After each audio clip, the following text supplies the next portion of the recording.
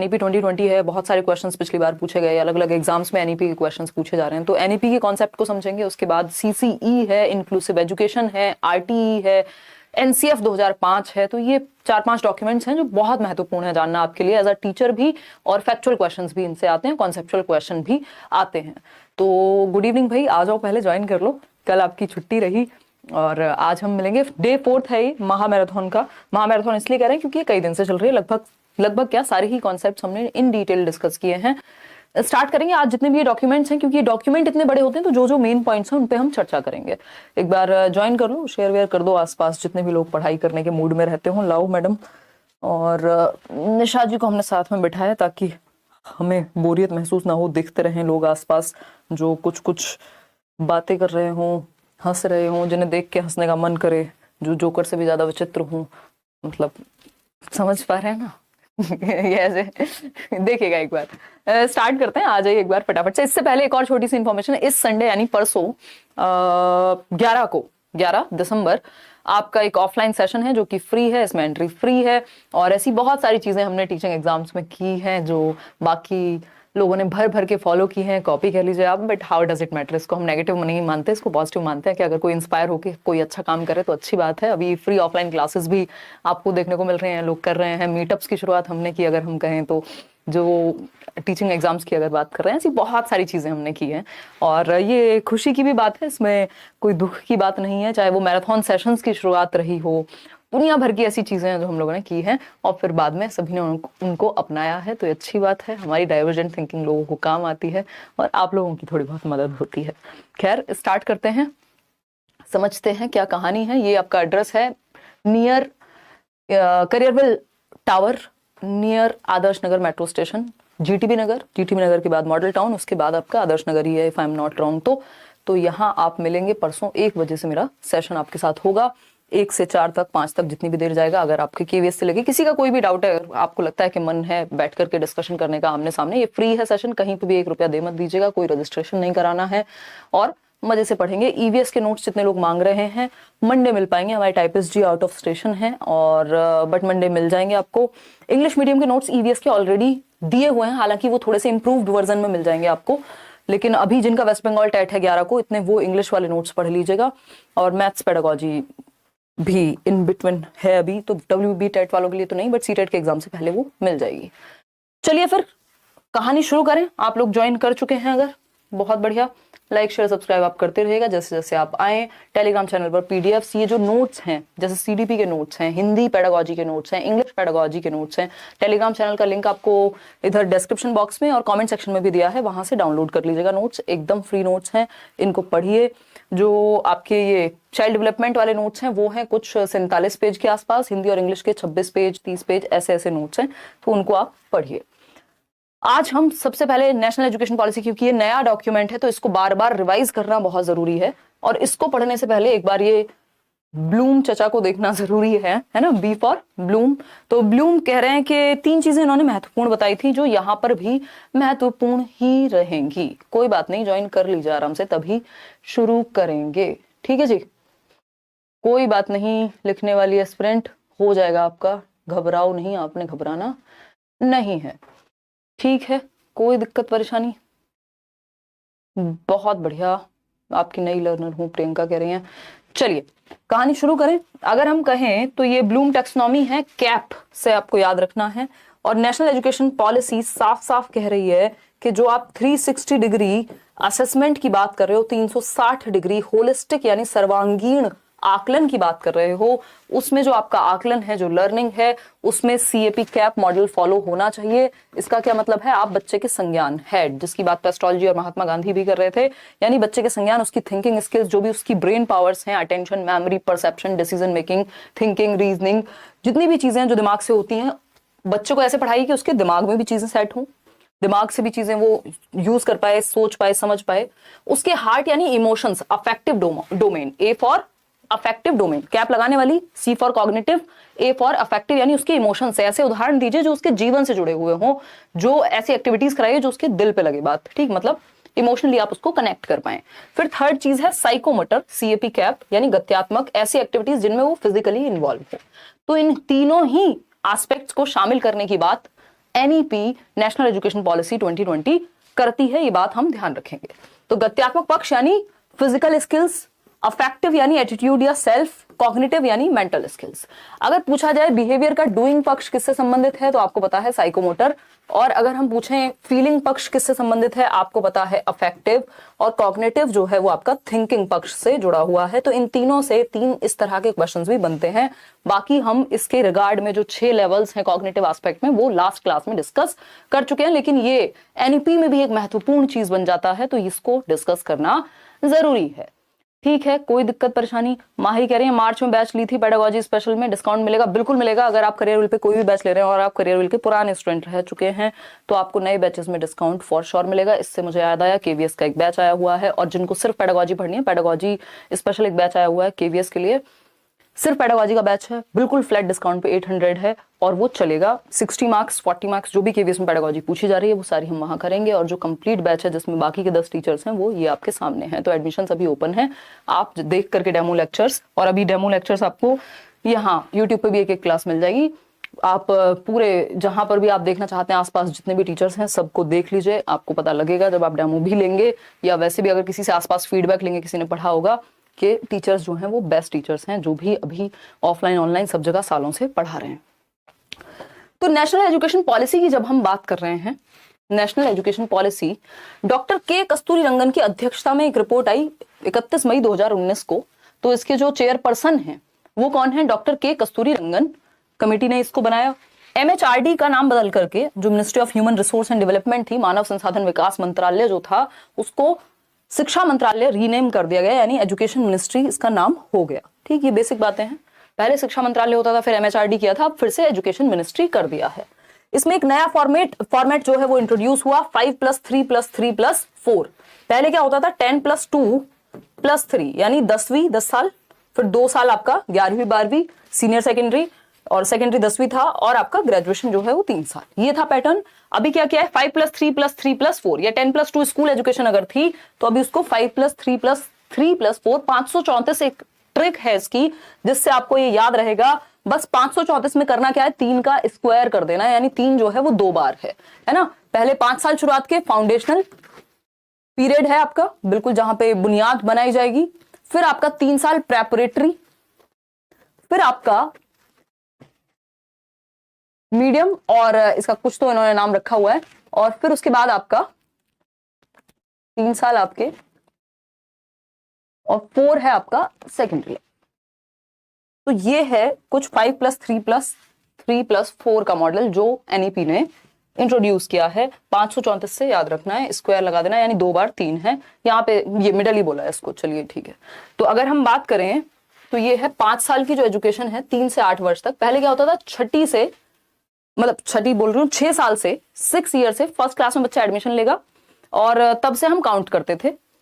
यहां पर क्या है, अभी ये कहा गया है कि जो प्री प्राइमरी वाले बच्चे हैं उनको 3 साल से ही, जो अर्ली चाइल्डहुड केयर एजुकेशन वाले बच्चे हैं उन्हीं को इंक्लूड कर लो सीधा।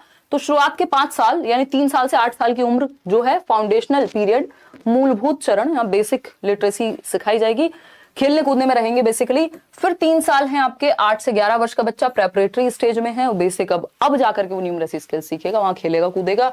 और 3 साल उसके बाद 11 से 14 वर्ष मिडिल स्टेज हो गई आपकी। फिर आता है जिसमें आप बच्चा जो है वो 6, 7, 8 वगैरह करेगा। फिर 14 से 18 वर्ष सेकेंडरी स्टेज आ जाती है, और इसमें भी 6th ग्रेड से ही बच्चे को हम कोडिंग, वोकेशनल एजुकेशन, दुनिया भर की चीजें कराने की बात कर रहे हैं। तो ये यहाँ पे 4 चरण हैं। 5 साल जिसको फाउंडेशनल पीरियड कह रहे हैं कि बेसिक फाउंडेशनल स्किल्स आ जाएं, उसमें बेसिक खेलना कूदना थोड़ा डेवलपमेंट उसका हो जाए। फिर 8 से 11 वर्ष की अवस्था है, न्यूमरेसी स्किल्स आ जाएं। फिर 8 से 11 में आपका प्राइमरी एजुकेशन वो लेना शुरू कर दे। फिर 11 से 14 है मिडिल स्टेज, फिर सेकेंडरी स्टेज आ जाती है। FPMS इसको हम मान के चल रहे हैं। इसको अगर आपको डिटेल में पढ़ना है, मैं करा चुकी हूँ इसको नेशनल एजुकेशन पॉलिसी पे 2 वीडियो, 3 है बट 2 तो प्रॉपर जैसे क्वेश्चंस पूछे गए हैं उस हिसाब से भी कराई है। इस बार खूब क्वेश्चंस आए हैं अलग अलग सब्जेक्ट में भी। अगर हम एनईपी की बात करें, पोल दे देंगी मैडम अगर नींद ना आई हो तो प्लीज। तो ये क्वेश्चन है आपके सामने कि जो नेशनल एजुकेशन पॉलिसी है उसने कौन से पैटर्न में बदलाव लाया है, यानी structure of school education as recommended by national education policy. तो आपको 534 वाली वो ट्रिक याद रखनी है ताकि आप कंफ्यूज ना हो। 3 का स्क्वायर कर देना है, ठीक, तो इसमें आंसर क्या सही होगा फटाफट से आप कमेंट करके बताएंगे। इतने में ये लिख देती हूँ ताकि आपको बार बार ये चीज याद रहे। भाई 5 + 3 + 3 + 4 FPMS फाउंडेशनल पीरियड 5 साल का, प्रेपरेटरी स्टेज 3 साल की, मिडिल स्टेज 3 साल की और सेकेंडरी स्टेज 4 साल की। ठीक है, ये चारों के नाम FPMS के थ्रू ही याद रखने हैं। ए ऑप्शन एकदम सही है, आप लोग कह रहे हैं इसको अपनी मर्जी से 4 को 2 + 2, ये मैथ्स नहीं चल रहा कि हम अपनी मर्जी से लिख दें, है ना, 5 को 2 + 3 लिख दें, ऐसा नहीं चलेगा। 5 + 3 + 3 + 4 जब तक ये ऑप्शन में है तब तक कोई और ऑप्शन हमें चूज करने की आवश्यकता नहीं है। 96% लोग आंसर सही दे रहे हैं, मतलब इसमें भी लोग हैं जो गड़बड़ कर रहे हैं आंसर में, मतलब इसमें भी 4% लोग हैं जिनको सही उत्तर देने में समस्या हुई। तो A option is the right answer. आगे बढ़ेंगे और समझेंगे। अब आप सो सकती हैं फिर से। देखिएगा, तो ये पुराने जमाने की बात है। एक समय पे क्या होता था, एजुकेशन ऐसे वर्क करती थी, 10 साल + 2 साल, यानी 6 साल की उम्र में पहली क्लास में बच्चा जाता था। मतलब अभी भी यही है, बट अब चेंजेस आ जाएंगे नेशनल एजुकेशन पॉलिसी की वजह से। 10 साल की उम्र में, मतलब 10 साल की एजुकेशन है, 6 साल की उम्र में बच्चा कक्षा 1 में जाएगा, और अगर हम बात कर रहे हैं 16 साल तक 10वीं उसकी हो जाएगी। फिर उसके बाद 2 साल थे, 2 साल कौन से हैं, ये 11वीं और 12वीं के 16 से 18 वर्ष। इसको परिवर्तन, जो न्यू एकेडमिक स्ट्रक्चर है उसमें परिवर्तन आ जाएगा। 10 + 2 से काम अभी नहीं चलेगा। ये था 10 + 2 एग्जिस्टिंग स्कीम जो हमारी चल रही है अभी तक। अब जब ये लागू हो जाएगी पूरी तरीके से तो एकेडमिक स्ट्रक्चर ऐसे बन जाएगा। FPMS आप देख पा रहे हैं, 3 साल शुरुआत के आंगनबाड़ी वाला टाइम, फिर 2 साल जो है आपके 6 से 8 वर्ष यानी क्लास 1 और 2, यानी ये 5 साल जो है शुरुआत के, इनको 2 तरीके से तोड़ा हुआ है। 3 साल है आंगनबाड़ी के, 2 साल है फिर आपके बेसिक क्लास 1 और 2 के। ठीक है, फाउंडेशनल पीरियड में multi level education, play activity based learning होगी। प्रेपरेटरी स्टेज में जाकर के बच्चा थोड़ा एक्टिविटी के थ्रू स्किल्स वगैरह डेवलप करेगा, न्यूमरसी स्किल्स एंड ऑल। फिर मिडिल स्टेज में तो साइंस, मैथमेटिक्स, आर्ट्स वगैरह पढ़ेगा 6th क्लास में, और सेकेंडरी स्टेज में again critical thinking and all पे बहुत ज्यादा जोर दिया है इन्होंने, और ये एक बार आप देख पाएंगे। चलिए कहानी को आगे बढ़ाते हैं। ठीक, अगर इसको हम ऐसे देखना चाहें कि जो हमने शुरुआत के 5 साल लगाए हैं, उन 5 साल में 3 साल आंगनबाड़ी के हैं या प्ले वे के हैं, फिर 2 साल कक्षा 1 और 2 के हैं, तो इसमें मल्टी लेवल प्ले एक्टिविटी होगी। फिर जो उसके बाद के 3 साल हैं उसमें बच्चा डिस्कवरी मेथड एंड ऑल का इंटरेक्ट करके न्यूमरेसी स्किल्स वगैरह आप सिखाएंगे। फिर आएंगे इस पर मिडिल स्कूल पर एक्सपीरियंशियल लर्निंग पे फोकस किया है, यानी अनुभवात्मक अधिगम पर फोकस किया है, बच्चों को रियल लाइफ एक्सपीरियंस हम दे पाए। सेकेंडरी स्टेज में जो वो मल्टी डिसिप्लिनरी सब्जेक्ट्स हैं, फ्लेक्सिबिलिटी की बात की है, साइंस, कॉमर्स और ह्यूमैनिटीज को अलग अलग बांटने की जगह पूल ऑफ सब्जेक्ट्स होंगे जिनमें से चूज करने का अधिकार बच्चे के पास आ जाएगा। 6th क्लास से ही कोडिंग और वोकेशनल एजुकेशन, इंटर्नशिप वगैरह पे फोकस किया जाएगा। इसमें एक क्वेश्चन बहुत आया कि जो असेसमेंट है, असेसमेंट मतलब आकलन कि बच्चा सीख कैसे रहा है, इसका पता करने के लिए इन्होंने एक तरह की असेसमेंट पॉलिसी की बात की, वो है 360 डिग्री असेसमेंट, यानी 360 डिग्री असेसमेंट, यानी बच्चे को चहुमुखी रूप से चारों तरफ से असेस करना है, आकलन करना है, यानी बच्चा खुद का भी आकलन करे, सेल्फ असेसमेंट यानी स्वयं आकलन, यानी वो अगर कोई काम आपने उससे कराया और आप उससे पूछे बेटा तुम खुद को कितना नंबर देते हो, वो कहेगा मैं 10 में से 8 दूंगा अगर ईमानदारी से बताऊं, यानी वो खुद का ही आकलन कर पाए। या कोई काम वो करके लाया और उसको बोले एक बार तुम देखो इसको कि तुम्हें क्या लगता है इसमें कहाँ इंप्रूवमेंट की जरूरत है, ये हुआ सेल्फ असेसमेंट कि बच्चा खुद का आकलन खुद कर सके। तो एक पार्ट तो इसमें ये हुआ। दूसरा 360 डिग्री असेसमेंट में क्या है, पीयर असेसमेंट। पीयर मतलब सहपाठी आकलन, यानी जो बच्चे के दोस्त हैं, क्लासमेट्स हैं, वो भी उसका आकलन कर पाए।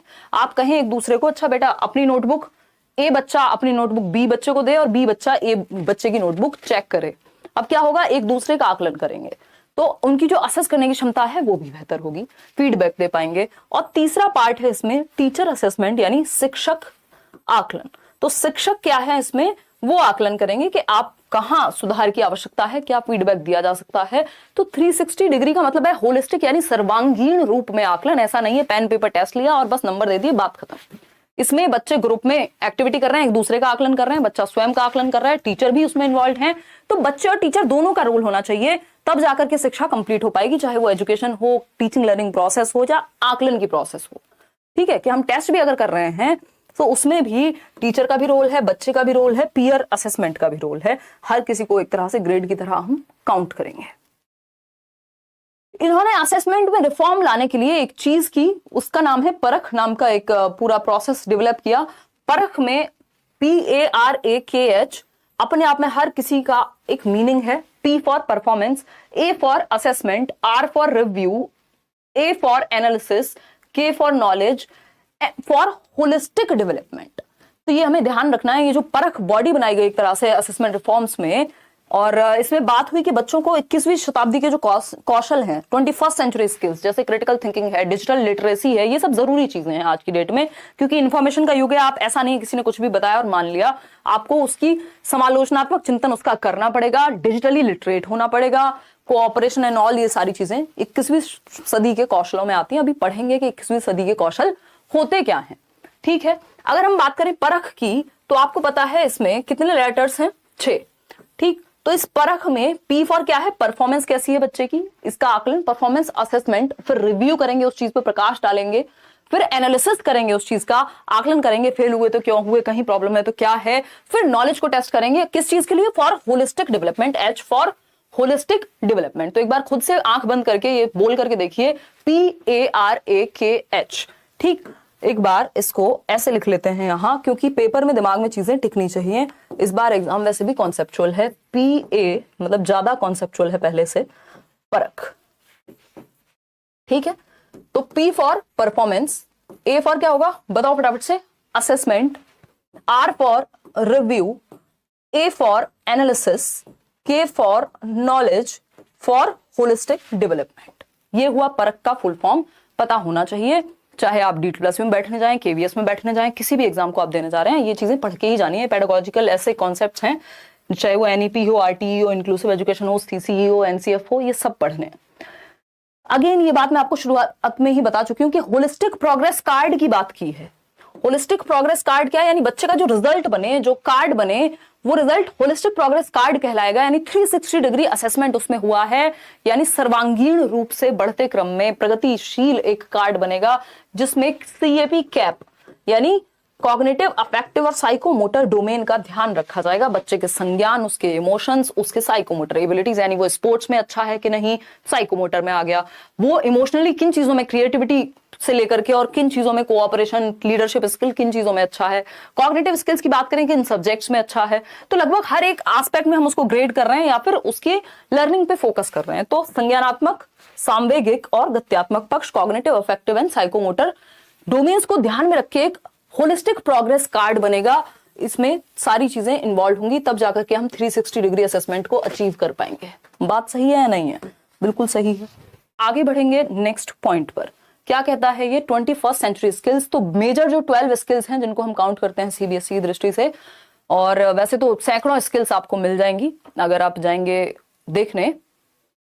ठीक है ना, चलिए समझते हैं फटाफट से, और लाइक शेयर सब्सक्राइब करना अगर आप भूल गए हैं तो आप कर सकते हैं। बहुत सारी चीजें हैं अभी जो हम पढ़ने वाले हैं। ये ऐसी चीजें जितनी बार आप पढ़ेंगे, ये हम कई बार कर भी चुके हैं, लेकिन जितनी बार आप पढ़ेंगे उतनी बार बेहतर, ये इससे कोई नुकसान नहीं होने वाला। ठीक है, कितने लोग अभी हम जुड़े हुए हैं? 23,000 लोग। लाइक किया है सिर्फ 10,000 लोगों ने। चलिए कोई बात नहीं। तो ये क्रिटिकल स्किल्स हैं, जो 12 क्रिटिकल थिंकिंग स्किल्स हैं जो महत्वपूर्ण हैं। अब ये महत्वपूर्ण क्यों है, कैसे हैं, क्या कहानी है, उस पर हम अभी आएंगे। चले, ये 12 स्किल्स हैं, 12 कौशल हैं ये आपके, जो महत्वपूर्ण हैं भयंकर रूप से। ठीक है बात या नहीं है? देखिए, अगर हम बात करें, किसी ने कोई क्वेश्चन पूछा है from Purnia Bihar, ma'am set लगाता हूं आप पे तो ऐप पे, तो SST और हिंदी का क्वेश्चन बनता नहीं है। अरुण सर को बोलिए कि अब क्वेश्चन कराएं, मुझे 130+ लाना है। गरीब, क्या नाम है आपका? गरीब नवाज। तो नवाज, इसमें बिल्कुल आप साथ साथ प्रैक्टिस भी करते रहिए, बोल देंगे कोई बात नहीं। देखिएगा, 21st century skills previous year को ध्यान में रख के एनालाइज करते रहना है। इस बार क्वेश्चंस थोड़े से हटके थे हिंदी में, और SST का तो आपको ज्यादा बेहतर पता होगा। तो 21वीं सदी के जो कौशल हैं, जिनमें से हम 12 कौशल को सबसे ज्यादा महत्वपूर्ण मान रहे हैं, तो इसमें क्रिटिकल थिंकिंग, समालोचनात्मक चिंतन, हम एक बात के लगभग हर पहलू को जांच पाएं, बस मान ना ले। किसी ने कहा 2000 के नोट में चिप है, हमने मान ली। कोई और अफवाह उड़ी, फलानी वैकेंसी तब आ रही है, हमने मान लिया। अब वो आई 2 साल बाद, लेकिन हम तो मान के बैठे हुए हैं, उस हिसाब से हमने डिसीजन ले लिए। अगर कोई वेबसाइट है लेट्स लर्न के नाम से कोर्स बेच रही है, जाके खरीद लिया आंख बंद करके, ये भी नहीं देखा कि वेरीफाइड है नहीं है, जो चैनल है इतने सारे, अगर कोई इन्फॉर्मेशन टेढ़ी मेढ़ी दे रहा है तो वो ऑथेंटिक चीज है कि नहीं है, मतलब क्रिटिकल थिंकिंग का प्रयोग हम नहीं कर पाते। लेकिन बच्चों में हमें ये चीज डेवलप करनी है कि हम लगभग हर पक्ष में, ऑल एस्पेक्ट्स में चीजों को देख पाएं, फैक्ट और ओपिनियन के बीच अंतर को जान पाएं। ये है क्रिटिकल थिंकिंग, यानी आप जितनी भी आपकी कॉग्निटिव स्किल्स हैं उनका प्रयोग करके हर एक पक्ष में चीजों को समझ पाएं, रिफ्लेक्ट कर पाएं, कंट्रोल कर पाएं, मैनेज कर पाएं, अवेयर हो, डेटा हो आपके पास, उसके आधार पर फैक्ट्स को आप जान पाएं और एनालाइज कर पाएं। कोलैबोरेशन यानी सहयोग के माध्यम से सीख पाएं, एक दूसरे के साथ बच्चे ग्रुप लर्निंग करें, क्योंकि बच्चे जब ग्रुप में होते हैं तो बेहतर सीखते हैं, सहयोग करके बेहतर सीखते हैं, टीम स्किल्स जो है डेवलप होती है उनकी, लीडरशिप स्किल्स उनकी डेवलप होती हैं, स्पोर्ट्समैनशिप या स्पोर्ट्स पर्सन की जो एबिलिटी है वो उनके अंदर डेवलप होती है, टॉलरेंस आती है, जब ग्रुप में काम करते हैं एक दूसरे को हेल्प कर पाएंगे। इंफॉर्मेशन लिटरेसी यानी आज की डेट में जो बेसिक जितनी भी टेक्नोलॉजिकल एडवांसमेंट है उसका प्रयोग करके हम लिटरेट हो पाए इंफॉर्मेशन के संबंध में। टेक्नोलॉजिकल लिटरेसी, भाई इतनी बेसिक टेक्नोलॉजी हमें यूज करनी आनी चाहिए। डिजिटल लिटरेसी भी इसको आप दूसरे शब्दों में कह सकते हो कि बेसिक कंप्यूटर चलाना है, कुछ और ऐसे काम है टेक्नोलॉजी का प्रयोग करके वो सब कर पाए। इनिशिएटिव लेना हर किसी के बस का नहीं होता, इनिशिएट करना, चीजों को कुछ नया शुरुआत करना। अगर आप एरिक एरिक्सन की थियरी में देखेंगे तो इनिशिएटिव वर्सेस गिल्ट की एक स्टेज आती है, तो बच्चा इनिशिएट करे इस चीज के लिए हम उसको बढ़ावा दें, गिल्ट ना आए उसमें। सोशल स्किल्स बच्चे की डेवलप हो, कैसे ग्रुप में काम करना है, कैसे समाज के प्रति आगे बढ़ाना है। लर्निंग एक सोशल क्या है, प्रोसेस है, कैसे सब साथ में मिलकर के आएंगे, कोऑपरेट करेंगे, जो भी प्रॉब्लम्स हैं उन प्रॉब्लम्स को सॉल्व करेंगे, डिसीजन लेंगे। क्रिएटिविटी, रचनात्मकता को बढ़ावा देना है, कुछ नया करने पे बल हो, कुछ नया सोचने पे हम जोर दे पाए। ठीक है, कोई दिक्कत परेशानी नहीं है इस बात को समझने में। कम्युनिकेट करना अपने आप में, कम्युनिकेशन क्या है, एक स्किल है, और आज के दौर में अपनी बात को ढंग से कह पाना अपने आप में बहुत बड़ी स्किल है। तो कम्युनिकेशन भी एक ऐसी स्किल है जो जरूरी है ना। संप्रेषण का कौशल, तनिष्क कह रहे हैं मैम संडे को सीट मिल जाएगी ना, मैं बिहार से दिल्ली आ गया हूं, बट आपका एक ऑफलाइन क्लास देखा था, बहुत ज्यादा ही स्टूडेंट्स थे। तनिष्क मेरे ख्याल में मिल जानी चाहिए, क्योंकि हमने बहुत कम टाइम पहले ही बताया, कल या परसों ही आपको इन्फॉर्म किया इस चीज के बारे में। तो बाकी तो अरे कर लेंगे यार मैनेज, क्या दिक्कत है, खड़े होके बैठ के जैसे होगा मैनेज कर लेंगे, थोड़ा पहले आ जाना और क्या है। देखिएगा अगर हम बात करें, बहुत बढ़िया, मिलेंगे परसों। फिर आता है मीडिया लिटरेसी, यानी मीडिया के भी इतने सारे साधन है आज की डेट में, उनके बारे में आप लिटरेट हो, लीडरशिप स्किल्स आपके अंदर डेवलप हो, एक दिशा दे पाए आप औरों को भी खुद को भी। प्रोडक्टिविटी, कैसे आप समय को सही तरीके से यूज कर पाए, चीजें जो करना चाहते हैं वो कर पाए, डांस भी कर लो तुम बैठे बैठे। फ्लेक्सिबिलिटी, यानी हम रिजिड ना हो, हमारे अंदर चेंज होने की क्षमता हो, जब समय बदलता है तो हम भी बदल पाए। तो ये चेंज वाली जो एबिलिटी है, यही फ्लेक्सिबिलिटी है यहाँ। तो ये 12 स्किल्स हैं जिनको हम critical thinking, 21st century skills कह रहे हैं, कि किसी शताब्दी के कौशल हैं जो जरूरी है कि हम स्कूल्स में बच्चों को अलग अलग एक्टिविटी के माध्यम से सिखाएं, चाहे उनको हम ट्रिप पे ले जाके सिखा रहे हैं, कुछ चीजें एक्टिविटीज अलग अलग करवा रहे हैं तब सिखा रहे हैं, एंड ऑल। ठीक, reduction in curriculum content to enhance essential learning and critical thinking, यानी कि हम क्या कर रहे हैं, जो करिकुलम है उसको थोड़ा सा घटा दें, ऐसा ना हो बच्चे से भारी बस्ता हो। एक रिपोर्ट आई थी 1992-93 में, लर्निंग विदाउट बर्डन की, यानी बोझ ना बन जाए अधिगम बच्चे पे। तो इसेंशियल लर्निंग और क्रिटिकल थिंकिंग पे फोकस करके करिकुलम का लोड बहुत ज्यादा नहीं बढ़ाना, उसको कम करना है, रिडक्शन करना है उसमें पाठ्यचर्या में। और करिकुलम क्या है, करिकुलम में सब कुछ आता है स्कूल में, जो पैर रखने से लेकर के, कदम रखने से लेकर बाहर निकलने तक करिकुलम सब कुछ है। पाठ्यचर्या करिकुलम का एक हिस्सा होता है, सिलेबस, पाठ्यक्रम। चलिए थोड़ा सा फास्ट करते हैं। जेंडर इंक्लूजन फंड हो, कि भाई हम जेंडर पैरिटी की बात कर रहे हैं, तो अगर हम स्पेशली फीमेल्स को भी इंक्लूड कर रहे हैं तो उसके लिए कुछ एक्स्ट्रा हम एफर्ट्स डाल पाए। ठीक, केजीबीवी जो आपकी कस्तूरबा गांधी बाल विद्यालय है, उनको ग्रेड 12 तक हम इन्वॉल्व कर पाए। Reduction in the curriculum to core concepts, ये ध्यान रखनी है ये लाइन, कि जो करिकुलम में रिडक्शन है, कमी है पाठ्यचर्या में, वो कोर कॉन्सेप्ट्स, यानी जो कोर कॉन्सेप्ट्स हैं उनको हम सिखा पाए, बाकी हम रिड्यूस कर दें करिकुलम को। बहुत ज्यादा बड़ा नहीं होना चाहिए, लेंथी नहीं होना चाहिए करिकुलम, यानी पाठ्यचर्या आपकी। करिकुलम और पेडागोजी जो है स्कूल्स में, वो लर्निंग कैसी होनी चाहिए, होलिस्टिक होनी चाहिए। ये वर्ड्स पे ध्यान दीजिएगा, सर्वांगीण, यानी लगभग हर एक पक्ष को इंक्लूड करे, इंटीग्रेटेड हो, एक सब्जेक्ट दूसरे सब्जेक्ट से जुड़ा हुआ हो, एंजॉयबल हो, यानी बच्चे आनंद ले पाए, और एंगेजिंग, यानी वो बच्चे क्या है, एक्सप्लोर कर रहे हो, इन्वॉल्व हो, उनका मन लगा रहे लर्निंग में। बात तो ठीक है। रिकॉग्नाइज कर पाए, आइडेंटिफाई कर पाए, फोस्टर कर पाए हम हर एक बच्चे की यूनिक कैपेबिलिटी को। हर एक बच्चा क्या है, विशिष्ट है अपने आप में, कुछ यूनिक रखता है तनिष्क, तो हम उस चीज का ध्यान रख पाए। Respect for diversity and respect for the local context, यानी जिस संदर्भ से, जिस लोकल कॉन्टेक्स्ट से बच्चा आ रहा है, जिस परिवेश से बच्चा आ रहा है, उसका भी हम ध्यान रख पाए, उसके सांस्कृतिक पक्ष का भी हम ध्यान रख पाए, सामाजिक और सांस्कृतिक पक्ष का, और डाइवर्सिटी यानी सारे बच्चे एक जैसे नहीं होंगे क्लास में, अलग अलग तरह के बच्चे होंगे, इन चीजों को हम समझ पाए। इक्विटी एंड इंक्लूजन, अभी हम इंक्लूसिव एजुकेशन पढ़ेंगे, 5 नंबर का टॉपिक है। तो इंक्लूजन का यानी समावेशन का हम ध्यान रखें, हर तरह के बच्चे को, चाहे वो गिफ्टेड है, नॉर्मल है, एवरेज है, या मंद बुद्धि है, या कोई टैलेंटेड बच्चा है, क्रिएटिव है, ब्लाइंड बच्चा है, कोई और समस्या है, हर तरह के बच्चे को हम क्लास में बिठा करके सिखा पाए, इक्विटी यानी समता का प्रयोग कर पाए, उसकी नीड के अकॉर्डिंग एजुकेशनल एक्टिविटीज को डिजाइन कर पाए। अब आती है जेंडर आइडेंटिटीज को हम ध्यान में रखें, सोशियो कल्चरल आइडेंटिटीज को हम ध्यान में रखें, किसी को नीचा और ऊंचा ना दिखाएं, ज्योग्राफिकल आइडेंटिटीज, कौन किस ज्योग्राफी से आ रहा है, तो हर एक बच्चे को इंक्लूड करना है, उसके जो भी क्षमताएं वो लेकर के आए परिवेश से अपने। डिसेबिलिटीज को हम इंक्लूड कर पाए, सोशियो इकोनॉमिक कंडीशंस का ध्यान रख पाए बच्चों की, socially and economically disadvantage groups बनाए जाएं जो स्पेशली काम करें उन लोगों के लिए जो सोशली और इकोनॉमिकली डिसएडवांटेज हैं, यानी वंचित हैं सामाजिक और आर्थिक रूप से। इसको नोट कर लीजिएगा, SCDGs, ये सब मैंने नोट्स में आपको दिया है, अगर नोट नहीं भी कर रहे हैं तो ध्यान जरूर रखेंगे इस चीज का। अगर लैंग्वेज के विषय में हम बात कर रहे हैं तो NEP आपको कह रही है कि 3 लैंग्वेज फॉर्मूला को फ्लेक्सिबली यूज करना है। 3 लैंग्वेज फॉर्मूला क्या था कि 3 भाषाएं प्राथमिक स्तर पर पढ़ाई जाएं, जिसमें से पहली भाषा मातृभाषा होनी चाहिए, दूसरी भाषा, अगर मातृभाषा हिंदी नहीं है तो दूसरी भाषा हिंदी होगी, तीसरी भाषा कोई भी मॉडर्न इंडियन लैंग्वेज है, इंग्लिश हो जाएगी। तो ये एक बेसिक बात हुई। No language is being imposed, इस बात का ध्यान रखिएगा, बहुत क्वेश्चन पूछे गए हैं। किसी भी भाषा को आप थोप नहीं सकते बच्चे पे, अप्लाई नहीं कर सकते, इम्पोज नहीं कर सकते, उसको अपनी मदर टंग यानी मातृभाषा का प्रयोग करने की स्वतंत्रता होनी चाहिए, अपनी चॉइस से वो लैंग्वेज पढ़ पाए। मदर टंग और रीजनल लैंग्वेज टिल ग्रेड 5, कक्षा 5 तक जो क्षेत्रीय और मातृभाषा है उसकी, जो घर में यूज करता है, होम लैंग्वेज है, नेटिव लैंग्वेज है, उसका आप प्रयोग उसको करने देंगे। बच्चे की मातृभाषा को डिस्करेज यानी हतोत्साहित नहीं करना होता। फिर आती है Sanskrit as an option at all levels, यानी बेसिकली जो आपकी इंडियन क्लासिकल लैंग्वेजेस हैं उनको एक ऑप्शनल की तरह रखने देना है स्कूल्स में। संस्कृत क्या है, एक ऑप्शनल की तरह होनी चाहिए बच्चे के पास, वो जिस लेवल पे पढ़ना चाहे, एक ऑप्शनल सब्जेक्ट के रूप में, एडिशनल सब्जेक्ट के रूप में। जितनी भी सांस्कृतिक भाषाएं क्लासिकल लैंग्वेजेस हैं उनको आप एक ऑप्शनल या एडिशनल सब्जेक्ट के रूप में रख पाएंगे।